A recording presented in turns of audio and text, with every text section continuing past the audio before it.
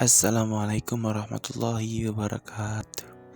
Kami dari kelompok 7, di sini kami akan memaparkan materi tentang penugasan audit syariah yang beranggotakan 3 orang. Yang pertama Faisal, yang kedua Kiki Damayanti, dan yang ketiga Elia Firial Mumtazah. Baiklah, untuk mempersingkat waktu, materi yang pertama yang akan disampaikan oleh Faisal, materi yang kedua yang akan disampaikan oleh Kiki Damayanti, dan materi yang ketiga akan disampaikan oleh Elia Firial Mumtazah. Selamat menyaksikan. Tentang konsep dasar penerimaan dan penugasan audit. Yang pertama, pengertian dari penerimaan penugasan merupakan tahapan awal dalam suatu audit laporan, yang pada umumnya keputusan untuk penerimaan atau menolak ini sudah dilakukan sejak 6 hingga 9 bulan sebelum akhir tahun buku yang akan diperiksa. Materi selanjutnya yaitu pengertian auditor. Pengertian auditor bisa terjadi karena 5 alasan. Yang pertama, klien merupakan hasil merger atau penggabungan antara beberapa perusahaan yang semula memiliki auditor masing-masing yang berbeda. Yang kedua, ada kebutuhan untuk mendapat perluasan jasa profesional. Dan yang ketiga yaitu tidak puas terhadap kantor akuntan publik yang lama. Dan yang keempat, ingin mencari auditor dengan honorarium auditor yang lebih murah. Yang kelima yaitu penggabungan antara beberapa kantor akuntan publik. Kemudian ada pula sikap auditor terhadap penerimaan penugasan.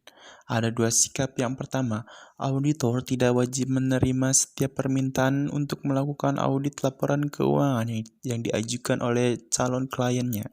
Pertimbangan dalam memutuskan untuk menerima penugasan juga berhubungan dengan kemampuan auditor untuk memenuhi persyaratan seperti di mana oleh standar auditing serta kode etik akuntan. Apabila memutuskan untuk menerima suatu penugasan audit, auditor harus memikul tanggung jawab profesional terhadap masyarakat, klien, dan anggota profesional akuntan publik lainnya.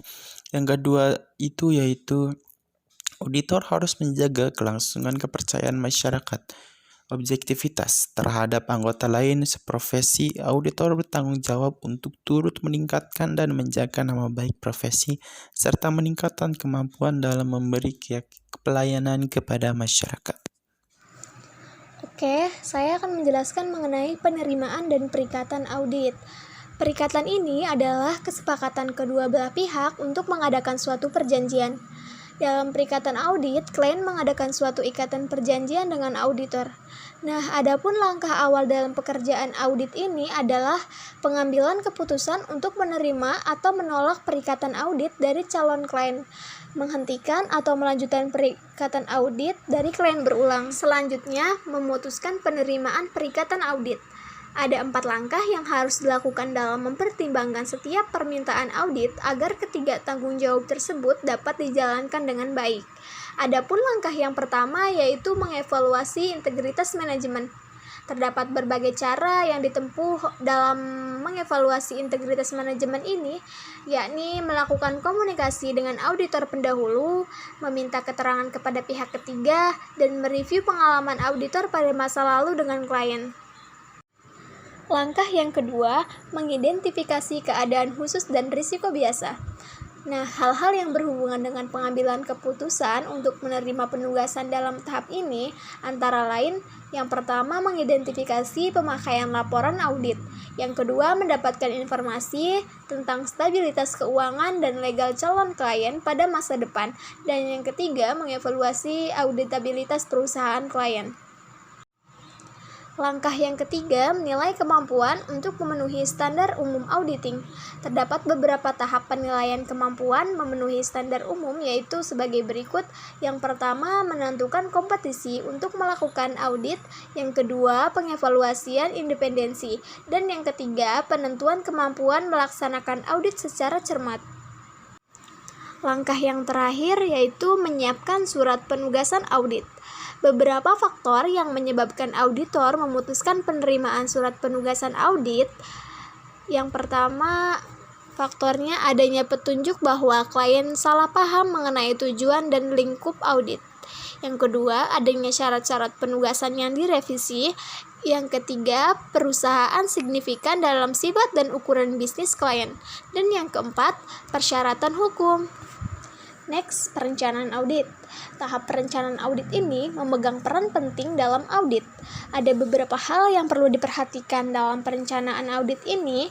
Yang pertama, menghimpun pemahaman bisnis klien dan industri klien.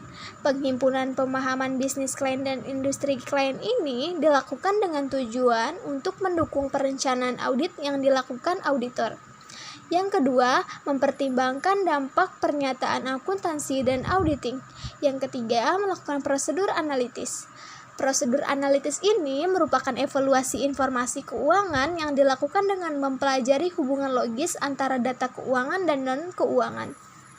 Pembuktian penerimaan perikatan dan perencanaan audit, yang dimana auditor memerlukan bukti audit sebelum melakukan proses audit untuk menghasilkan pelaporan audit yang kompeten. Bukti audit kompeten harus didapatkan lewat inspeksi, pengamatan, permintaan keterangan, dan konfirmasi sebagai dasar untuk menyatakan pendapat atas laporan yang diaudit. Kemudian, ada beberapa faktor yang mempengaruhi pertimbangan auditor seputar kelayakan bukti audit, yaitu yang pertama, pertimbangan profesional atau professional judgment, yang berarti probabilitas seorang auditor untuk menemukan dan melaporkan penyelewengan dalam sistem akuntansi klien. Kedua, integritas manajemen atau yang disebut sebagai manajemen integrity, yang berarti sikap kejujuran dari pihak manajemen perusahaan dalam menghasilkan laporan keuangan. Ketiga, kepemilikan publik versus terbatas, yang berarti suatu jenis perusahaan apakah termasuk jenis perusahaan terbuka atau perusahaan terbatas. Keempat, kondisi keuangan atau yang disebut sebagai financial condition, yang menunjukkan apakah perusahaan mendapatkan laba atau dalam kondisi merugi. Adapun kompetensi bukti audit, yang berarti berkaitan dengan sejauh mana bukti-bukti yang diperoleh dapat dipercaya, yang akan sangat membantu auditor untuk menentukan apakah laporan keuangan yang diperiksanya sudah disajikan dengan wajar. Kompetensi bukti audit tersebut menjadi 4 bagian, yaitu yang pertama relevansi, artinya bukti audit yang relevan haruslah sesuai. Jika digunakan untuk maksud tertentu, berarti harus berhubungan dengan tujuan auditor. Jika tujuan auditor adalah untuk menentukan keberadaan suatu persediaan, auditor bisa mendapatkan buktinya dengan melakukan observasi langsung pada persediaan tersebut. Kedua, sumber perolehan, artinya sumber informasi sangat berpengaruh pada kompetensi bukti audit. Sumber informasi yang dapat mempengaruhi kompetensi bukti, misalnya didapatkan dari independen di luar perusahaan. Ketiga, adanya ketepatan waktu. Artinya, ketepatan waktu berhubungan dengan tanggal penggunaan bukti audit. Kriteria ini menjadi penting khususnya untuk memverifikasi aktiva lancar, hutang lancar, dan akun surplus defisit, karena bisa mengecek apakah cut-off sudah dilakukan dengan tepat. Keempat, objektivitas. Bukti audit yang objektif dipandang lebih kompeten jika dibandingkan dengan bukti audit yang bersifat subjektif.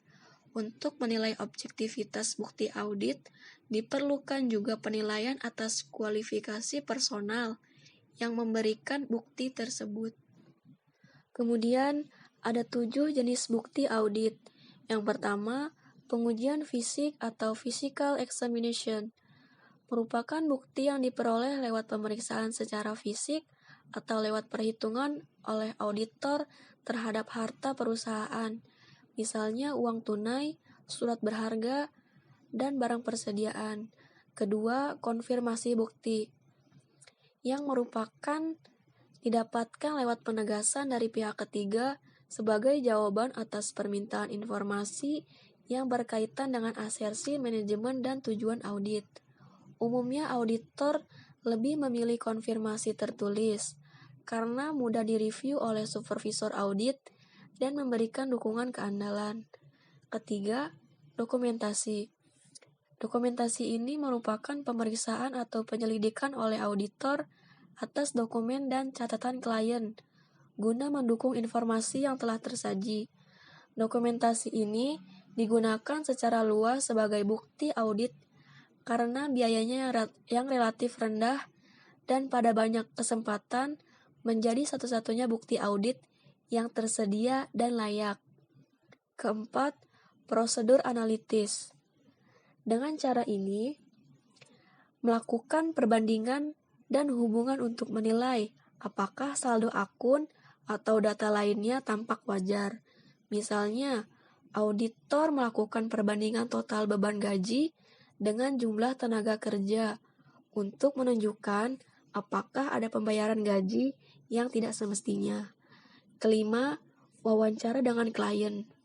Cara ini merupakan upaya untuk memperoleh informasi secara lisan ataupun tertulis dari klien yang menjadi bukti respon atas pertanyaan dari auditor. Keenam, perhitungan ulang. Perhitungan ulang ini merupakan pengujian atas keakuratan hasil perhitungan klien. Ketujuh, observasi.